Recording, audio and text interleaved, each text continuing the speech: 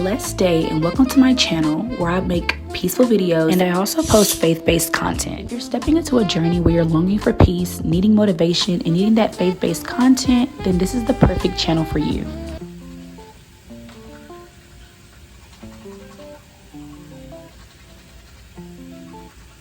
Before the new year started, one thing I had on my list was to prioritize my self-care day and showing up for myself more. Becoming more consistent and doing the things that's giving me ultimate fulfillment, bringing me peace and that joy that I need. And I can truly say your girl has definitely been showing up in that area.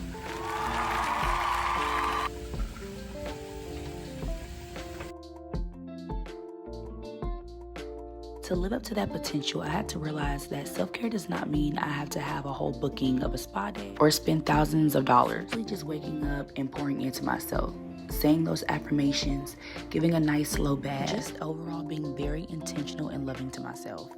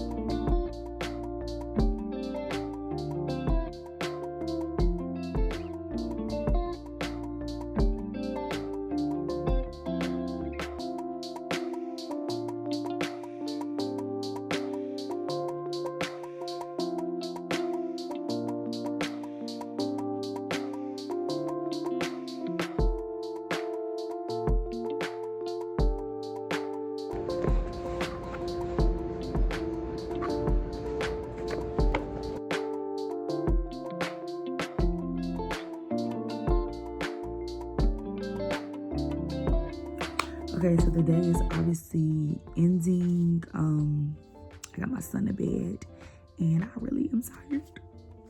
But I don't know, like I'm really trying to hold myself accountable to being consistent, and I'm gonna read some more of this book tonight. I'm gonna let you guys hear it with me because when I read the book earlier, it was definitely giving me a lot of good gems.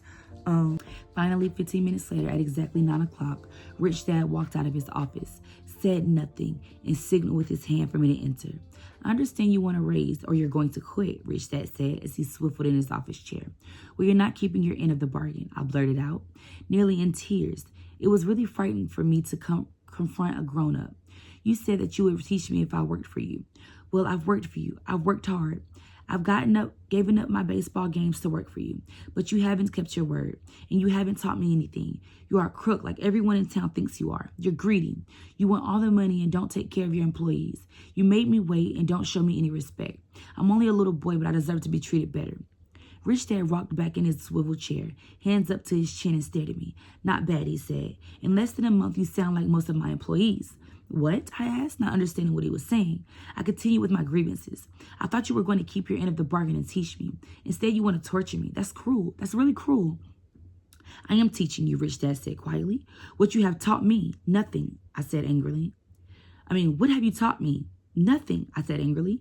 You haven't even talked to me once since I agreed to work for peanuts.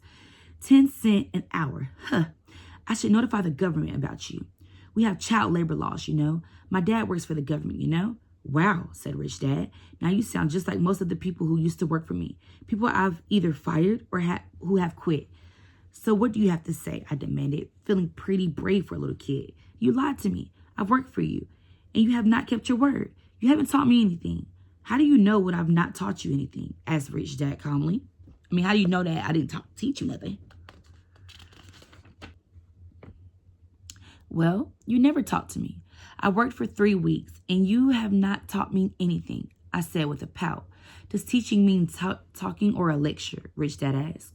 Well, yes, I replied. That's how they teach you in school, he said, smiling. But that is not how life teaches you, and I would say that life is the best teacher of all. Most of the time, life does not talk to you. It just sort of pushes you around. Each push is life saying, wake up. There's something I want you to learn. What is this man talking about? I asked myself. Life pushing me around? Was life talking to me? Now I knew I had to quit my job. I was talking to someone who needed to be locked up. If you learn life's lessons, you will do well. If not, life will just continue to push you around. People do 2 things. Some just let life push them around. Others get angry and push back. But they push back against their boss or their job or their husband or wife. They do not know it's life that's pushing. Still true today, the cone of learning. Edgar Dale gets credit for helping us to understand that we learn best through action, doing the real thing or assimilation. Sometimes it's called experiential learning. Dale in his cone of learning tells us that reading and lecture are the least effective ways to learn. And yet we all know how most schools teach reading and lecture. Today, many are questioning, finally, what is being taught in our schools. And this is what I'm reading. But I'm going to call that a night, because I need to put my PJs on, get in the shower, and go to sleep. So that is going to be the end of this video. Make sure you like, comment, and subscribe, and I'll see you later.